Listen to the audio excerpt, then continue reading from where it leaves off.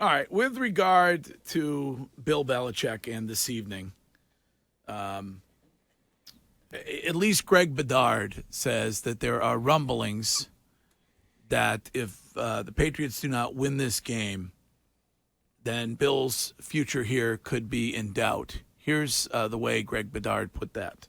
People around the team, including some very good sources of mine who have never steered me wrong, have basically indicated that this Cardinals game on Monday night is among, if not the most important game of Belichick's career post-Tom Brady. Wow. If the Patriots don't win this game, then I think there is a serious question about whether Belichick is the future head coach of this team. This is almost a must-win on Monday night against the Cardinals. How many ways can you make a report sound more flimsy than he just did? You're qualifying a must-win, which is the whole point of the quote, almost a must-win. What does that mean? Kind of have to win, not really a must-win? Then you should remove the must and say it's a game he really needs to win.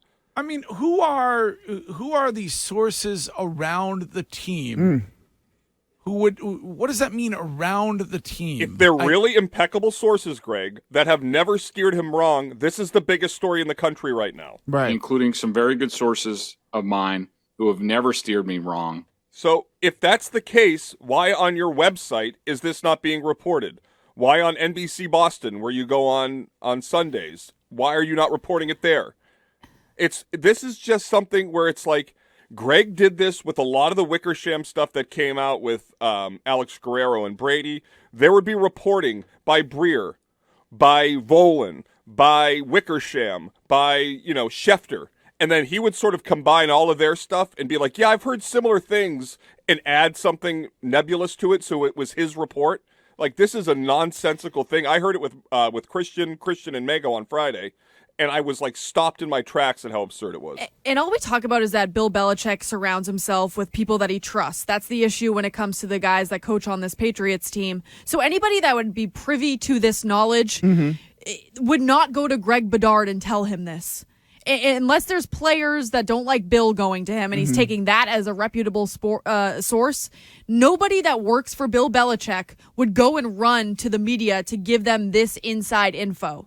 Well, see, I look at it like, all right, maybe he does have sources, and I mean, a lot of those people, it seems like they have sources, and sometimes they have information that's right.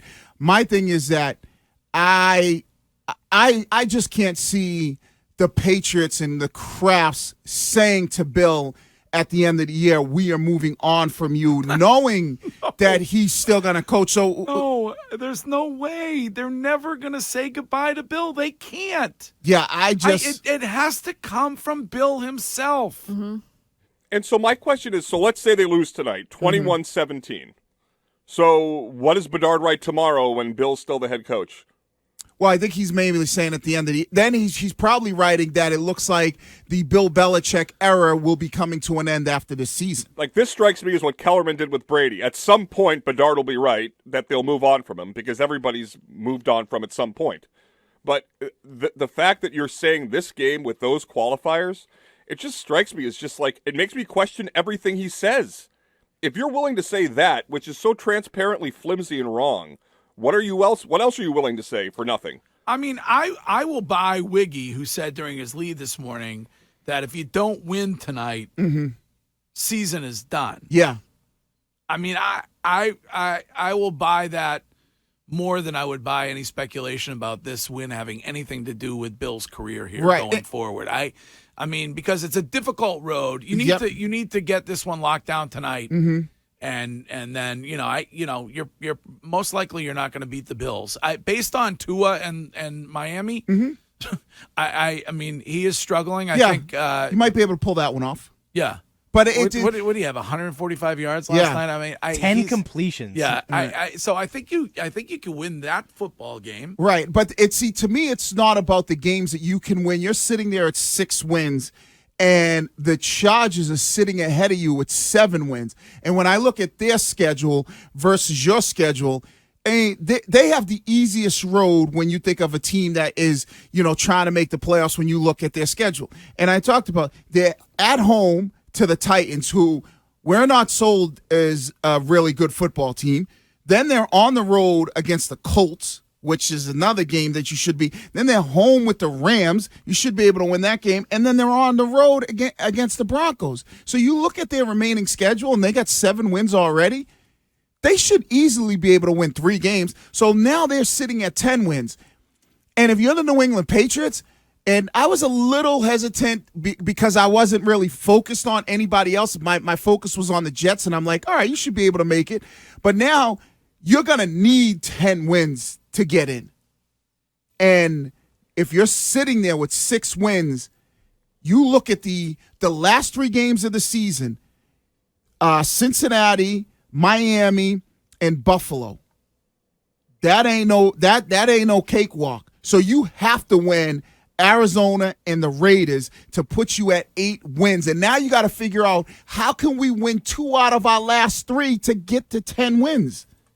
Yeah, I don't think they're making the playoffs, but I don't think that Bill's job is on the line. What is on the line in these final 5 games is the off-season sort of power structure within the organization in terms of GM, coaching staff. That's what we're really talking about. Would Mac Jones's job be on the line?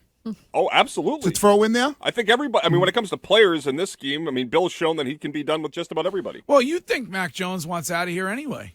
Yes. Yeah, I do. I definitely think he wants up out of here. And now, you because you brought up this, all right, we don't believe that Bill's job's on the line. We know Bill will move on from anybody. Matt Patricia's job on the line? His job as a play caller, yes, I do, because when we interviewed him, it didn't seem like he was committed to him in that way. And then you factor in, like, Mac Jones. You don't think the Mac Jones situation is fixable with some therapy between the two sides? No. You don't? No, I think it's like a Bruce Cassidy and the Bruins thing. Like, Yeah. I think Mac Jones is really talented. That's I a just good don't point. think he's fitting in here. Greg, I have some names I can recommend. He's too young. Like, Brady and Bill having issues, you could fix that, right? Because Brady and Bill, they had been together for so long. Or like even Bergeron and Cassidy, you could fix that. But when it's such a young player, like you brought up, and I think it's a great point, Courtney, you brought up Jake DeBrusk. When the player's still young, there's never that good relationship for a number of years hasn't been built. So now, you don't think Mac is fine if you get some sort in some way, shape, or form a reasonable offensive coordinator here next year? You Greg, don't think it's very simple. Get a coordinator and do what the Dolphins did, which is target top-end talent on offense, trade draft, because we all know, do we want Bill drafting a receiver or trading for a known commodity at receiver? Known commodity. And I believe Mac and Tua have a similar skill set. So the Dolphins maximize Tua's ability by bringing in an offensive-minded head coach and getting the best players at their position at wide receiver to build him up. The Patriots have Mac under team control for the next 2 seasons after this, or 3 seasons after this. Yeah. They should maximize that window by getting the most out of him. But even with the Mac and Tua situation, because I think it's really starting to show us, and Greg, you always bring this point up, like, is Miami still a possibility for Brady? I think Tua's situation is really starting to show us that, all right, maybe Tua did, and I had said this, okay, he did okay, but he's not the guy. No. So even if you go get that talent, and Curtis, I understand, maybe Mac has he performs better, but I still think you run into the same issues that Miami's run into with Tua, is that you have to move on. And I think Mac's mentally, the difference is where Mike McDaniel and Tua, they were brand new, they could kind of build this relationship. His head coach, Bill Belichick, was non-committal on him being the starting quarterback. That has to play in your mind. Fix that. I don't know. And you're going to hate me for saying this, but you got to look at the Jets and the fact that Salah went with Mike White over Zach Wilson. Right. And seeing how that played out, and you got to wonder. Is that fixable? That I don't think Right. is fixable. But what if Bill would have stuck with Zappy? You have to. the Mike White situation. You look at that, it's the same exact situation, besides the fact that the players on the Jets seem to hate Zach Wilson and the players on the Patriots seem to be boys with Mac Jones. But coaching-wise, it seems like Curtis or somebody said it earlier. You see what a difference it makes when you have a legitimate offensive coordinator when it comes to the 49ers. Yeah, if they believe in you. Greg, I've been in the situation before as a player when you know that I believe in you, Wiggy. Yeah, thank you very much, Curtis. When you know your head coach doesn't believe in you and your head coach is trying to replace you, or your head coach is not like, oh, he's our guy. And Mac has to be thinking his whole career in college was like that. Oh, he's not good enough. He's not good enough. He's a backup. He's not good enough. And then when he gets there, he finally gets the opportunity. Now he's right back to where he started, where his head coach is not giving him that comfort that he needs. And we always talk about millennials. They need that. Yeah, They need the do. pat on the back.